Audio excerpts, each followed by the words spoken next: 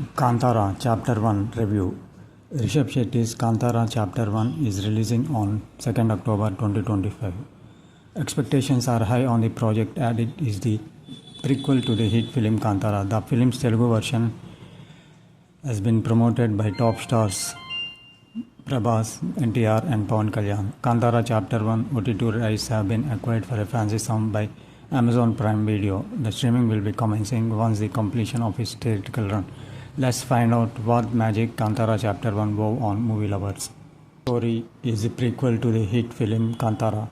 The story revolves around the tribals who live in the forest, who worship nature as God and goes all out to protect from others who try to snatch the hidden resources.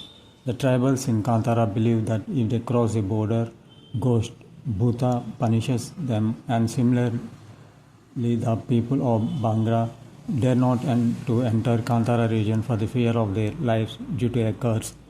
When Burmi, played by Rishabh Shetty from Kantara, decides to break the rule and enter into Bangra, whose king Raj Shekhar, played by Jairam, anoints his son Kulashekara, played by Gulshan Devaya, as the king, things change drastically with the princess Kankavati, played by Rukmini Vasan, showing her prowess. Where this leads to, and what are the mystic elements involved, and what are the hidden secrets deep inside the Kantara forest form the crux of the twists and turns. Rishabh Shetty breathed soul and life in the character. He continued from where he left and acted as if he was possessed, especially in the Gulugideva scenes. His performance reached the peaks and leaves all stunned. The character is similar to the one he played in Kantara, and where all the talk, untouchability, oppression and others. He delivered dialogues with ease and his screen presence made an impact. Rukmini Vasan played her part to perfection. She used with glamour as the princess and carried herself gracefully. Her character comes with a twist to surprise all. Jairam is good in the role of the king and made his presence felt on the screen. Gulshan Devaya played an important role. However, his role fails to connect chords with the viewers and in fact impacted the tempo of the narration. Others perform according to their roles. Kantara Chapter starts from where he left in Kantara and takes viewers into the narration, highlighting the Kadamba and Bangra dynasties and tribes and their rivalries. It takes its own time introducing various characters, and as the story progresses, the scenes involving Gulshan Devaya and others characters slows the pace of the film. In fact, the scenes end up irritating viewers and testing their patience to the core.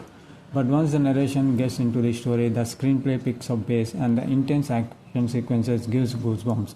The chariot fight is one such sequence, and it brings a perfect end to the first half, setting the tone for the action-packed second half.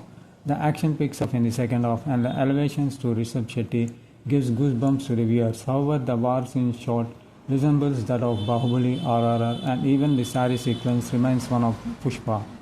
But the pre-climax and climax takes the narration to another level, highlighting the rich traditional values and rituals and beliefs among the tribals, and also God warning that those who tries to break the peace and harmony will never go unpunished.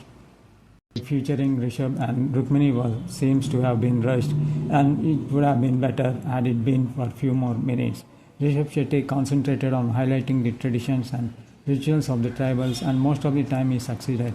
But at times he overdid the famous Guliga cries many times and also showed various characters also doing the same, diluting the impact and intensity levels.